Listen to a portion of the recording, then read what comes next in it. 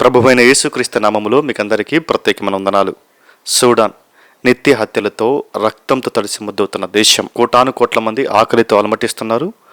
లక్షల మంది తమ నివాసాలు కోల్పోయారు, నిరాశ్రయులుగా ఉన్నారు. వేలాది మంది ఊచకోతకు గురవుతున్నారు. చాలా మంది శారీరక హింసకు, లైంగిక వేధింపులకు, బహిరంగ శిక్షకు బలవుతున్నారన్నమాట. మతం కోసం మరణాలు కూడా లెక్క చేయకుండా ముందుకెళ్తున్న వారు, ఆధిపత్యం కోసం ఇద్దరి మధ్య జరుగుతున్న పోరాటంలో నలిగిపోతూ చంపబడుతున్న క్రైస్తవులు, ఇంకా ప్రజలు మరెంతో మంది. 2023 నుంచి మనం ఆలోచన చేస్తే సూడాన్ దేశంలో దాదాపు 165 చర్చీలు ధ్వంసం చేయబడ్డాయి. అనేక మంది చర్చి పాస్టర్స్ అరెస్ట్ చేయబడ్డారు. అంత మాత్రమే కాదు, ఇప్పటి వరకు ఈ మధ్య కాలంలో జరిగిన మరణాలు మనం చూస్తే 61,000 మంది చంపబడ్డారు. అందులో క్రైస్తవులు, వివిధ రకాల మతాలకు చెందిన ప్రజలు కూడా ఉన్నారు అని మనం చెప్పచ్చు. గడిచిన సంవత్సరం సూడాన్ దేశంలో మనం ఆలోచన చేస్తే క్రిస్మస్ కూడా చాలా చోట్ల జరుపుకోనికుండా చేసిన సంఘటనలు ఉన్నాయి. ఇటువంటి భయంకరమైన సంఘటనలు సూడాన్ దేశంలో ఎందుకు చోటు చేసుకుంటున్నాయి? కారణం ఏంటో మనం ఆలోచన చేద్దాం. దీన్ని తెలుసుకోవాలంటే సూడాన్ దేశం యొక్క చరిత్రను మనము ఖచ్చితంగా కొద్దిసేపు విని తీరాల్సిందే. సూడాన్ దేశ చరిత్రను మనం పరిశీలన చేస్తే జనవరి 1, 1956లో సూడాన్కు స్వాతంత్రం వచ్చిందనమాట. దాదాపు ఇప్పటికీ సూడాన్కు ఇండిపెండెన్స్ వచ్చి 70 ఏళ్ళు అయినప్పటికీ 10 సంవత్సరాలు మాత్రమే సూడాన్ ప్రశాంతంగా ఉందని చెప్పొచ్చు. మిగతా సంవత్సరాలు సూడాన్లో తిరుగుబాట్లు, యుద్ధ వాతావరణం నెలకొని ప్రజలు చాలా ఆకలితో, పేదరికంతో అలమటిస్తున్నారు. అసలైన దారుణాలు సూడాన్ దేశంలో ఎప్పటి నుంచి మొదలయ్యాయంటే 1989 నుంచే. ఒమర్ అలీ బషీర్ అనే సైనిక అధికారి ఆ ముందున్న ప్రభుత్వాన్ని దించేసి తాను అధికారాన్ని చేజించుకున్నాడు. సూడాన్ దేశానికి ప్రెసిడెంట్గా ప్రకటించుకున్నాడు ఈ బషీర్. ఎప్పుడైతే సూడాన్కి బషీర్ ప్రెసిడెంట్ అయ్యాడో అప్పటి నుంచి అంతకుముందు అమల్లో ఉన్న షరియా చట్టాన్ని ఇతడు చాలా ప్రభావితంగా సూడాన్ దేశంలో అమలుపరచడం ప్రారంభించాడు. దాదాపు సూడాన్ దేశం మొత్తాన్ని ఇస్లామిక్ దేశంగా మార్చాలన్నది బషీర్ యొక్క ఆలోచన. ఈ యొక్క చర్యతోనే సూడాన్ దేశం అట్టుడికిపోయింది. వాస్తవానికి సూడాన్ దేశం 2 భాగాలుగా ఉంటుంది. ఒకటి ఉత్తర సూడాన్, 2 దక్షిణ సూడాన్. ఉత్తర సూడాన్లో చాలా మంది ముస్లింలు ఉంటారు, దక్షిణ సూడాన్లో క్రైస్తవులు ఉంటారు అన్నమాట. ఎప్పుడైతే ఈ ఇస్లామిక్ దేశంగా సూడాన్ మార్చాలనుకున్నాడో బషీరు, అప్పటి నుంచి దక్షిణ సూడాన్లో ఉన్న క్రైస్తవులకు చాలా ఎఫెక్ట్ అయిందనమాట.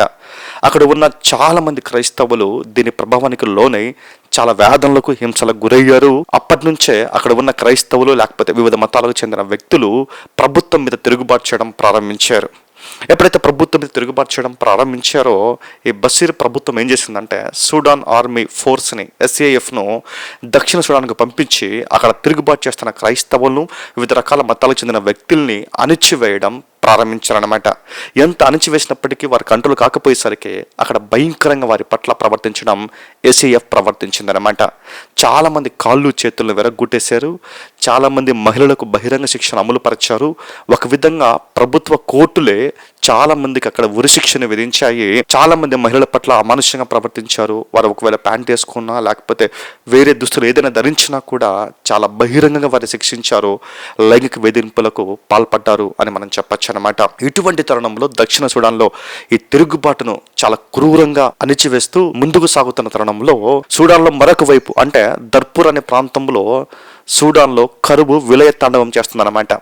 అక్కడున్న ప్రజలు చూసి చాలా వేదనకు గురయ్యి తిండి లేక, ఆకలి తలమటిస్తూ, కనీస వైద్య సదుపాయాలు లేక, నిత్యావసర సరుకులు కూడా అందుబాటులో లేకుండా ఉండటాన్ని చూసి వారు కూడా ప్రభుత్వం మీద తిరుగుబాటు చేయడం ప్రారంభించారు. ఒకవైపు దక్షిణ సూడాన్లో ఆల్రెడీ SAF అక్కడ క్రైస్తవులకు సంబంధించిన విషయాలపైన ఫోకస్ చేస్తూ వారిని అణిచివేస్తూ సాగుతున్న తరుణంలో మరొక వైపు ఏ విధంగా ప్రజలు తిరుగుబాటు చేయడం బషీర్ ప్రభుత్వం గమనించి SAF ఆల్రెడీ ఇక్కడ పనిచేస్తుంది కదా, అక్కడ ఉన్న ప్రజలను అణిచివేయాలంటే ఏం చేయాలి అన్న ఆలోచన చేసి అక్కడే ఉన్న జంజావేద్ అనే లోకల్ మిలిటెంట్ గ్రూప్ను బలపరిచింది. వారి చేత అక్కడున్న ప్రజల్ని అణిచివేయడం ప్రారంభించింది. ఇది ఎంతవరకు దారితీసిందంటే దర్పూర్ ప్రాంతంలో ఆ జంజావేద్ అనే లోకల్ మిలిటెంట్స్ మిగతా లోకల్ మిలిటెంట్స్తో కలిపి దాదాపు 3,000 గ్రామాలు ధ్వంసం చేశారు. లక్షల మంది తమ నివాసాలు కోల్పోయారు, స్థావరాలు కోల్పోయారు, నిరాశ్రయులుగా బ్రతికారు. వేలాది మంది చంపబడ్డారు. ఆ దర్పూర్ ప్రాంతం రక్తంతో తడిసిపోయింది అని మనం చెప్పచ్చు అనమాట. ఎప్పుడైతే ఈ విధంగా జంజావేద్ అనే లోకల్ మిలిటెంట్ గ్రూప్ అక్కడ ప్రవర్తించిందో బషీర్ ఆ యొక్క గ్రూప్ను చూసి చాలా ఇంప్రెస్ అయిపోయాడు అనమాట. ఇంప్రెస్ అయిపోయి జంజావేద్ అధినేత అయినటువంటి హమీదుకి పూర్తి మద్దతునిచ్చాడు. అంత మాత్రమే కాదు, దక్షిణ సూడాన్లో ఉన్న కొన్ని గోల్డ్ మైన్స్, మినరల్స్ అతని కంట్రోల్లో ఉండేలాగా ఆదేశాలు జారీ చేశాడు. ఎప్పుడైతే ఆ గోల్డ్ మైన్స్ మినరల్స్ అతని కంట్రోల్లోకి వెళ్ళిపోయాయో, జంజావేద్ హెడ్ అంటే హమ్రెడ్డి చేతుల్లోకి వెళ్ళిపోయాయో, అతడు బాగా రిచ్ అయిపోయాడు. అంత మాత్రమే కాదు, ఒకవైపు ఎస్ఏఎఫ్ బాగా పనిచేస్తుంది, మరొక వైపు ఈ జంజావేద్ పనిచేయడం చూసి బషీర్ చేసిన అతి భయంకరమైన పని ఏంటంటే జంజావేద్ లాంటి లోకల్ మిలిటెంట్ గ్రూప్ను ప్రభుత్వంలోకి ఆహ్వానించాడు, ప్రభుత్వంలో కలిపేలాగా చేసుకున్నాడు. ఇదంతా 2013లో జరిగిందనమాట. 2013లో బషీరు ఈ జంజావేద్ గ్రూప్ను ఆర్ఎస్ఎఫ్గా అనౌన్స్మెంట్ చేశాడు, దాన్ని ప్రభుత్వంలోకి కలిపేశాడు. ఆర్ఎస్ఎఫ్ అంటే రాపిడ్ సపోర్ట్ ఫోర్స్ అనమాట. ఎప్పుడైతే ఈ జంజావేద్ను ప్రభుత్వంలోకి కలిపేశాడో, ఒకవైపు ఆర్ఎస్ఎఫ్, ఒకవైపు ఎస్ఐఎఫ్ను ఉంచుకొని తన కోటగా, తనకు అడ్డుగా ఉంచుకొని ప్రజలు ఎంత ఆకలితో లేకపోతే రకరకాల అవసరాలు లేక అలమటిస్తున్నా కూడా పట్టించుకోకుండా తన అధికారం కోసం, తన శక్తి కోసం, తన ఆధిపత్యం కోసం ముందుకెళ్ళినవాడు బషీర్. సూడాన్ దేశంలోనే అత్యంత క్రూర పాలకుడిగా మిగిలిపోయాడు బషీర్ అని మనం చెప్పచ్చు అనమాట. ఇటువంటి తరుణంలో ప్రజల నుంచి తిరుగుబాటు ఎక్కువైపోయింది. బషీర్ చేసిన అతి గొప్ప భయంకరమైన పని ఏంటంటే ప్రజలు ఆకలి తలమటిస్తున్నప్పుడు, కనీస అవసరాలు లేక అల్లాడిపోతున్నప్పుడు తను ప్రవేశపెట్టిన బడ్జెట్లో దాదాపు 60 to 70% ఆర్ఎస్ఎఫ్, ఎస్ఏఎఫ్కు కేటాయించాడు. ఎందుకంటే ఆ రెండు తన ఆధీనంలో ఉన్నాయి కాబట్టి అవి ఉంటే తన అధికారాన్ని కాపాడుకోవచ్చు, అది ఉంటే తన ఆధిపత్యం కొనసాగుతుందన్న ఉద్దేశంతో వాటి ప్రొటెక్షన్ కోసం బడ్జెట్నంతా కేటాయించడం జరిగిందనమాట. ఇది చూసిన ప్రజలు తట్టుకోలేక బయటకు వచ్చి నిరసనలు చేయడం ప్రారంభించారు. చాలా పెద్ద ఎత్తున వారు తిరుగుబాటు చేశారు. ఎప్పుడైతే ఈ విధంగా తిరుగుబాటు ఎక్కువైపోతుందో ఆర్ఎస్ఎఫ్కు చీఫ్ అనేటువంటి హమ్రెడ్డి, మరొక వైపు ఎస్ఏఎఫ్కు చీఫ్ అనేటువంటి బుర్హాన్ ఇద్దరు కలిసి బషీర్ను పదవి నుంచి దించేశారన్నమాట. దించేసిన తర్వాత వీరిద్దరూ సుడాన్ పరిపాలించడం ప్రారంభించారు. ఒకవైపు ఎస్ఏఎఫ్ చీఫ్ అనేటువంటి బుర్హాన్, మరొక వైపు ఆర్ఎస్ఎఫ్ చీఫ్ అనేటువంటి హమ్రెడ్డి. ఎప్పుడైతే ఆర్ఎస్ఎఫ్, ఎస్ఏఎఫ్ రెండు కలిపి సుడాన్ దేశాన్ని పరిపాలించడం ప్రారంభించారో ప్రజల నుంచి మరింత తిరుగుబాటు ఎక్కువైంది. ఎందుకంటే వీరు కోరుకున్నారు, మాకు డెమోక్రటిక్ కంట్రీ కావాలి, డెమోక్రటిక్ పాలన కావాలి, ప్రజల చేత ఎన్నుకోబడ్డ నాయకుడు సుడాన్ దేశాన్ని పరిపాలించాలి అని వీరు తిరుగుబాటు చేశారు. ఎప్పుడైతే ఆ విధంగా వారు తిరుగుబాటు చేశారో అప్పుడే జరిగిన సంఘటన ఏంటంటే తిరుగుబాటు చేసిన వారిని ఆర్ఎస్ఎఫ్, ఎస్ఏఎఫ్ ఇద్దరు కలిసి దాదాపు భయంకరంగా 10,000 మందిని కాల్చి చంపారు. దాన్ని కార్టూమ్ మసాకేర్ అంటారన్నమాట. దీన్ని సుడాన్ దేశంలో అత్యంత హేయకరమైన భయంకరమైన చర్యగా చాలా మంది అభివర్ణిస్తారన్నమాట. ఎప్పుడైతే ఈ సంఘటన చోటు చేసుకుందో ఒకేసారి ఒకే ప్రదేశంలో కొన్ని వేల మంది కాల్చి చంపబడ్డారో బయట దేశాల నుంచి సుడాన్ మీద ఒత్తిడి పెరిగింది. ఆర్ఎస్ఎఫ్, ఎస్ఏఎఫ్ మీద ఒత్తిడి పెరిగిందనమాట. అమెరికా కావచ్చు, యూకే కావచ్చు, ఐక్యరాజ్య సమితి కావచ్చు, ఇవన్నీ కొన్ని దేశాలు కలిసి ఆర్ఎస్ఎఫ్, ఎస్ఏఎఫ్ మీద ఒత్తిడి తీసుకొని వచ్చాయి. సుడాన్ దేశాన్ని డెమోక్రటిక్ కంట్రీగా చేయాలి, అక్కడ డెమోక్రటిక్ పాలన నియమించాలి అని ఒత్తిడి చేశాయి. ఈ ఒత్తిడిని బట్టి ఆర్ఎస్ఎఫ్, ఎస్ఏఎఫ్ ఇద్దరు కలిసి ఒక అగ్రిమెంట్ చేసుకున్నారనమాట. ఆ అగ్రిమెంటే వీరి మధ్య ఆధిపత్య పోరాటానికి దారితీసింది. ఏంటి అగ్రిమెంట్ అంటే 2019లో బషీర్ను తన 10 నుంచి ఆర్ఎస్ఎఫ్, ఎస్ఏఎఫ్ కలిసి దించేశారు. ఆ సంవత్సరంలోనే వారు అధికారాన్ని చేపట్టారు. 2021లో ప్రజల తిరుగుబాటు ఎక్కువైపోయింది. 2021లోనే దాదాపు కొన్ని వేల మందిని ఆర్ఎస్ఎఫ్, ఎస్ఏఎఫ్లు కాల్చి చంపేశారు. ఇటువంటి తరుణంలో వారు చేసుకున్న అగ్రిమెంట్ ఏంటంటే 2023 కల్లా సుడాన్ దేశంలో డెమోక్రటిక్ పాలన నియమించాలి, ప్రజల చేత ఎన్నుకోబడ్డ నాయకుడు నియమించబడాలి అని ఒక అగ్రిమెంట్ చేసుకున్నారు. అంత మాత్రమే కాదు, ఈ 2 ఏళ్లలో ఆర్ఎస్ఎఫ్, ఎస్ఏఎఫ్లో కలవాలి అని కూడా వారి ప్రతిపాదన చేసుకున్నారన్నమాట.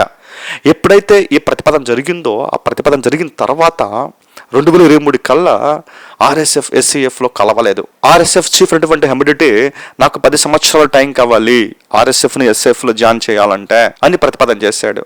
ఎప్పుడైతే ప్రతిపాదన చేశాడో ఎస్ఏఎఫ్ దీనికి ఒప్పుకోలేదు.